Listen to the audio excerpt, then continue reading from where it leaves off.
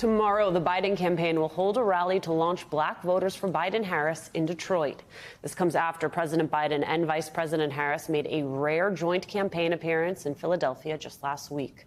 The event kicked off their new Black voter outreach strategy and gave a helpful reminder to voters about Donald Trump's history of racism. Joining us now, Quinton Fulks, the Principal Deputy Campaign Manager for Biden-Harris 2024. Good morning. So you first or me first? You first. Me first, because we're ready for you this morning, Clinton. Let's talk about this idea of going and rallying the Black vote. The event in Philadelphia was, for all intents and purposes, a success. Wouldn't you say, Quinton? I mean, I think everybody sort of got the vibe, and it went very well. The narratives coming out of that was very, very strong. But there still remains the fact that you have to do it. And there are a lot of reasons beyond just reminding voters of Trump's racism, which is stark. But there are also, how do you begin to address the economic, the educational, the healthcare concerns of African Americans across the nation? I want to play for you a sound from Jamal Bowman, who was on our show yesterday. And for me, he hit the moment that I think is going to be important in this narrative that you're creating. Let's take a listen. Hit America's streets, hit the streets of Black and brown communities, go directly to young people, come to the Bronx and don't set up a stage and a podium and give a speech. Have real conversations with real people in the streets. We are not doing that. What say you, sir? Well, I'd say that we are. I mean, look, the president is not going to be able to meet every single Black voter that's in the country, but our campaign is doing everything we can to make sure that we're putting boots on the ground, that we're organizing in communities that traditionally don't see Democratic campaigns. And I'm thinking places like Georgia, North Carolina, in rural places where a majority of Black voters are, that Democrats simply don't go. And obviously, we're going to continue to do the work in places like Atlanta and Milwaukee and, Pennsylvania, all of those types of places. So our campaign has to have that reach. So I don't disagree with what Jamal Bowman is saying there. But I would say that we have been. And I think that we have also prioritized the president and the vice president when they go into communities, sitting down and having conversations. We did a really good example of that in North Carolina, where the president went and sat down with a single father with two kids, a Black father, to talk about what he is feeling, what's going on the streets in his community. The president has done that in a number of other places around the country as well. And so I don't disagree. We have to do both and to continue to make sure that we're talking about the stakes of this election and also hearing from African-American voters and Black voters around the country about the things that they feel are standing in their way and how we can fix them. Quinton, what struck me about the launch in Philly, and we're going to play some sound from that in a moment, was that it wasn't just one campaign event. It was really the launch of a national organizing program.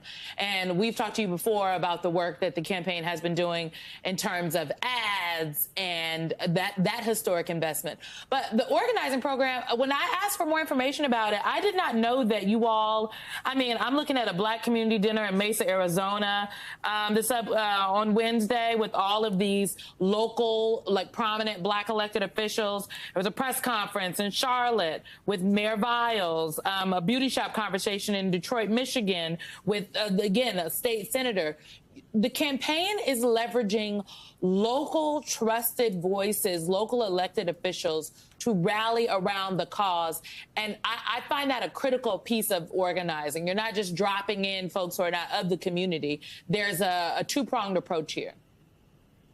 Yeah, absolutely. It has to be. Look, that's a big calculus for us, is that again, going back to Jamal Bowman's point, the closer you are to the street, the more of a read you have on it. Then look, President Biden understands what this country needs globally, but we have to tap into and utilize our surrogates on the ground. We're talking about fixing, problems with African-American men and doing direct outreach to them, leveraging Black mayors across this country, Woodfin, Frank Scott Jr., communicating on the ground to these audiences, and we have to do that. So we did launch Black Voters for Biden-Harris in Philadelphia, but we had subsequent events, I believe over 65 events across our battleground states, leveraging our National Advisory Board members, co-chairs, local mayors, elected officials. And again, to the first question, if you can't meet all of these voters in person, how do you get the message out there? You have to use people that they vote for, that they see in their communities every single day. And so we're absolutely leveraging that on top of the organizing program that we're building in this campaign. Quinton, as you well know, one of the things that we're very interested in on this show is sort of the gross inequity in the justice system that Donald Trump has laid bare, both in the way that he has been treated and the way he has railed against it in the aftermath of his conviction. I want you to take a listen to what President Biden said in Philadelphia on Wednesday. What do you think would happen if black Americans had stormed the Capitol? I don't think he'd be talking about pardons. It's the same guy who wanted to tear gas you as you peacefully protested George Floyd's murder. Speak to how you articulate and continue to articulate this inequity, and also talk about how the campaign is understanding its relationship to going after Donald Trump on this criminal conviction.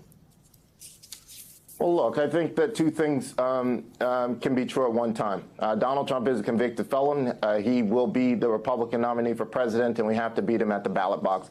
When it comes to articulating these issues and this sort of particular clip, is that, look, it's a known thing. I mean, when I'm in barbershops talking about being and relating to real people, that's how January 6th is talked about among the black community, is that if they looked like us, that wouldn't have played out that way. It would have been very different. There wouldn't be this talk of pardons and all that. And so understanding that when you're talking about democracy and working those types of remarks into what the president is saying, that's how you do it. And that's what we're going to continue to do. But on the other hand, what we saw is that nobody is above the law. Not even a former president. But we are very clear, and we have been since the very beginning, that the way that which we are going to get rid of Donald Trump and finally put him in the rear view of America is at the ballot box. And that's why our campaign is doing that. There are these gross inequities in the justice system, particularly for black and brown people. And I think it's fitting that even, Trump now on the other side of this, when the Central Park Five, now the exonerated five, are found innocent, he was still calling for the death penalty.